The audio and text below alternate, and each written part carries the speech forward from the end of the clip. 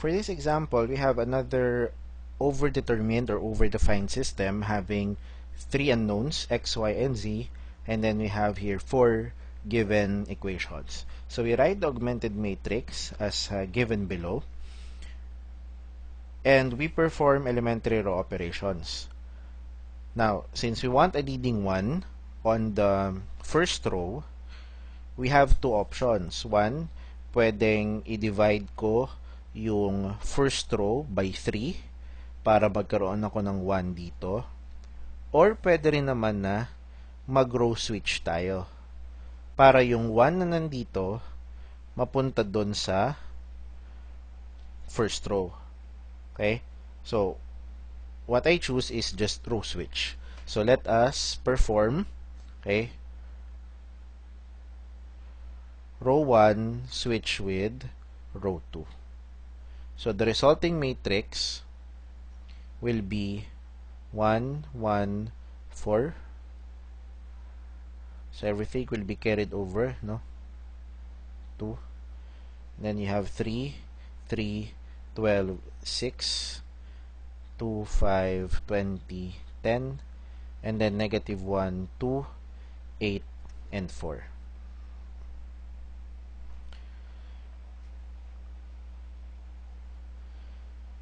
And then after that, okay, we will zero out those elements sa ilalim ng 1. So ito, this one, and then this one.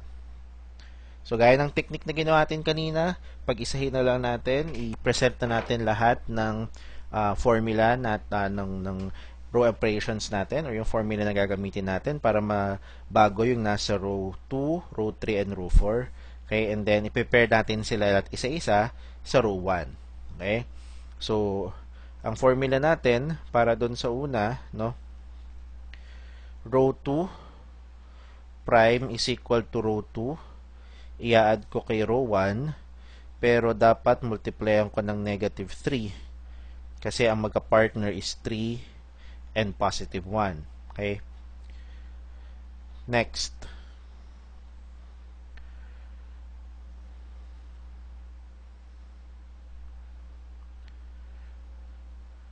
Row 3 prime is equal to row 3 plus row 1, pero nakamultiply ng negative 2 si row 1 dahil 2 at 1 ang magka-pair natin dito. And then lastly, row 4 prime is equal to row 4. So negative 1 to.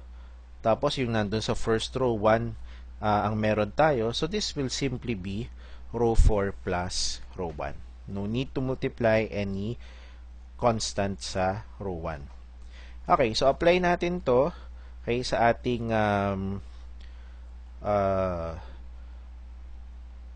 coefficient or augmented matrix, no, or ating row equivalent matrix. So you will have isa-isang elements, no, row 2 and row 1 muna.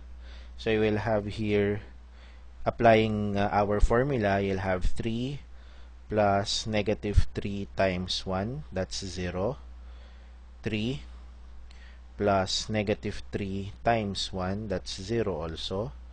12 plus negative 3 times 4, that's 0. Then 6 plus negative 3 times 2, that's 0 also. So ito yun, no? This pair with this one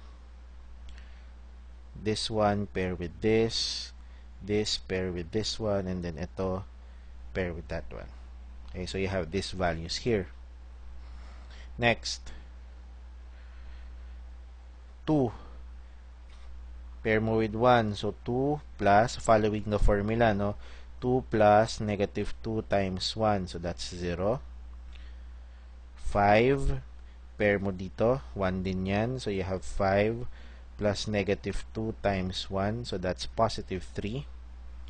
And then yung 20 pair mo dito sa 4, following the same formula, 20 plus negative 2 times 4, so you have 12. And then si 10, partner mo kay 2, so you have 10 plus negative 2 times 2, so you have positive 6. Then lastly, for the fourth row, so yung negative 1, partner mo sa 1, i-add lang natin, no? Negative 1 plus 1, 0. Then 2 plus 1, 3. Then 8 plus 4, that's 12. And then 4 plus 2, you have 6. So this one becomes, okay, so 1, 1, 4. So row 1 is unchanged. Sa row 2, okay, you have 0, 0, 0, 0. And then row 3, 0, 3, 12, 6. Then row 4, 0, 3, 12, 6. Okay. Next is, okay, we need to create, or we need to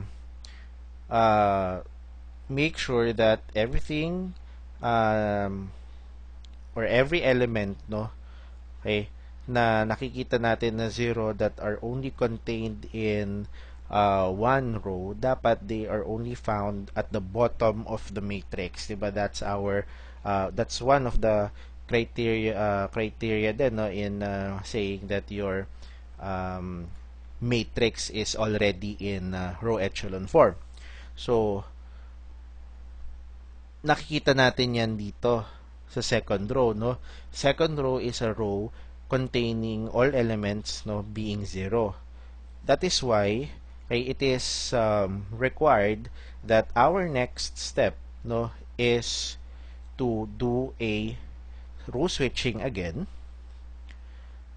This time, okay, row switch row 2 with row 4 because we want it to be at the very bottom, no, bottom of your matrix. So this one, okay, becomes, okay, 1, 1, 4, okay, 2, 0, 3, 12, 6, 0, 3, 12, 6, 0, 0, 0, 0. Okay. And then next is, for the second row, kailangan meron tayong non-zero leading 1. Meron tayo dito 3. So, kaya kailangan maging 1 yan.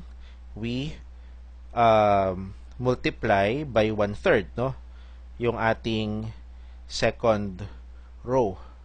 Okay? So, we will perform row 2 prime equals 1/3 row 2.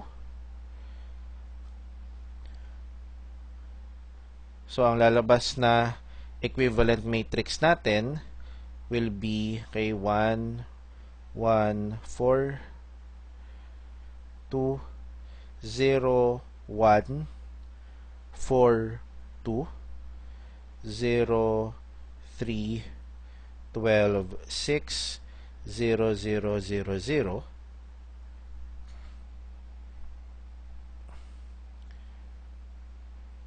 And then we will apply, no, another row operation because we want this to be 0. Kaya nasa ilalim nung leading 1 na to. So our operation will be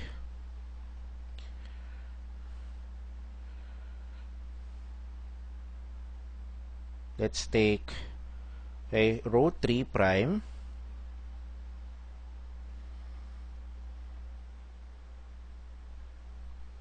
equals row 3 plus negative 3 row 2.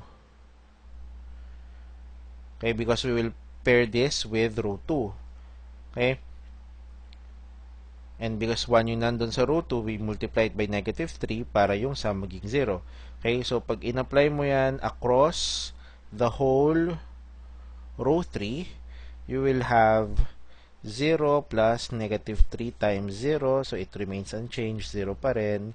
3 plus negative 3 times 1, so you have 0. 12 plus negative 3 times 4, that's 0. 6 plus negative 3 times 2, that's 0 as well. So, this one becomes 1, 1, 4. I have 2 here. 0, 1, 4, 2. 0, 0, 0, 0. Then 0, 0, 0, 0. Okay. Now, is this already in row echelon form? Yes. Okay. Dahil wala na tayong titingnan sa row 3 and row 4, lahat 0 na yung elements. So, wala na tayong titingnan na leading 1 dyan. Wala na tayong hahanaping leading 1. Pero, na-satisfy natin yung conditions, okay, in such a way na sa first row, meron tayo dito, leading 1, tapos below it, puro 0. Sa second row, meron din tayong leading 1, below it, puro 0. So, yun na yun, no? Wala naman tayong ibang leading 1. So, this one, and then every 0 row, okay, lahat ng row na 0, ang laman lang is found at the bottom. So, this one is already in row echelon form.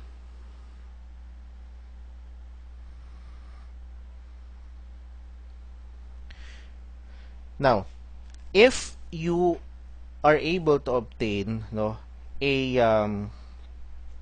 row echelon form containing rows ng puro 0, okay, possible that our system has infinite solutions.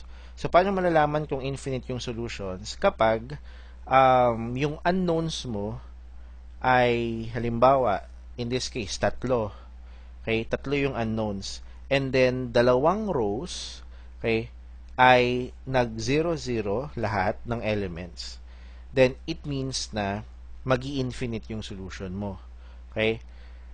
Pero kapag halimbawa, isa lang yung row na nag-0, okay, tapos 4 yung meron ka na rows, posible pa rin maging consistent na unique yung solution. Okay? So, dito, kaya siya magiging infinite solution kasi tatlo yung unknowns natin, meron tayong 4 na rows dito, kaso, yung dalawa doon sa 4, puro 0 yung laman. So, kapag nag-backward substitution tayo, kukulangin tayo ng equation.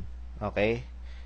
Diba kapag mas konti yung equation kesa doon sa unknowns, most of the time, nagiging infinite yung solution. Okay? So, kapag nag-back substitution tayo dito, okay, let's set up equations from, syempre, row 4, row 5, wala kang equation mo sa setup dyan, di ba? From row 2, ang masisetup natin dyan will be 0x, ang variables natin, x, y, z, no? 0x plus y plus 4z equals 2. Yan ang makukuha natin dun sa row 2.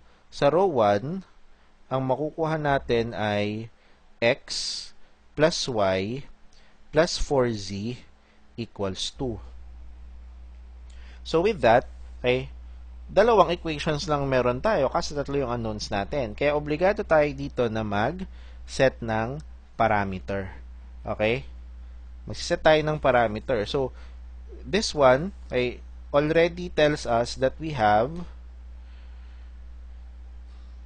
infinite solutions or infinitely many solutions.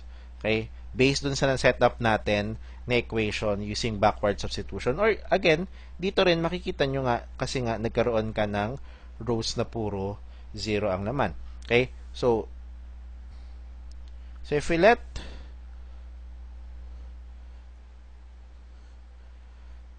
z be equal to t, where t is any real number. So, we are now trying to set up the solution using parameters. Let z be equal to t.